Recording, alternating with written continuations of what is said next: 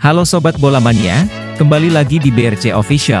Ada kabar menarik nih mengenai Persita siap jegal PSM Makassar di Liga 1. Bocoran persiapan Juku Eja jelang main di Stadion Batakan. Kabar PSM Makassar hari ini di tengah libur kompetisi Liga 1. Sekira sebulan lebih diketahui Liga 1 akan libur, termasuk PSM Makassar yang juga kini telah meliburkan pemain. Usai libur Liga 1 nantinya, Persita Tangerang sudah siap menjegal PSM Makassar.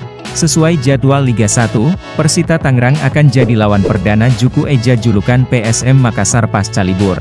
Laga PSM Makassar versus Persita Tangerang di Liga 1 akan dihelat 4 Februari 2024. Duel PSM Makassar versus Persita Tangerang di Liga 1 akan dihelat di Stadion Batakan. Laga PSM Makassar versus Persita Tangerang di Liga 1 yang akan dihelat di Stadion Batakan itu, akan jadi laga perdana Juku Eja di markas barunya. Skuad PSM Makassar memang akan berkandang di Stadion Batakan, saat Stadion Gelora B.J. Habibie yang merupakan markas Juku Eja direnovasi.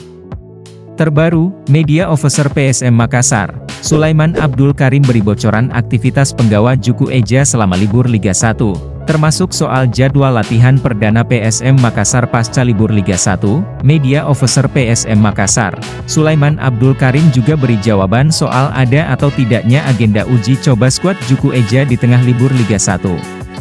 Sampai sekarang tidak diagendakan uji coba, kita lihat saja nanti bagaimana kebijakan pelatih para pemain dapat porsi latihan yang cukup dari pelatih.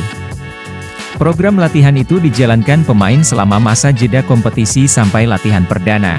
Ini sudah menjadi hal yang wajar bagi pemain profesional, untuk menjaga fisik walaupun kompetisi libur. Yang jelas selama masa libur latihan ini, pemain masih diberi program latihan mandiri sampai kumpul kembali di pertengahan Januari, jelas Sule.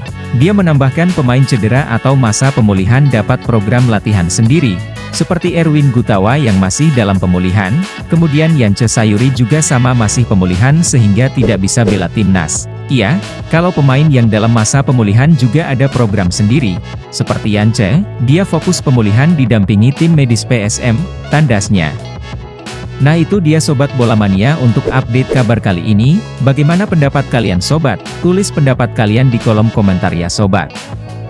Dan jangan lupa untuk like, comment, and subscribe.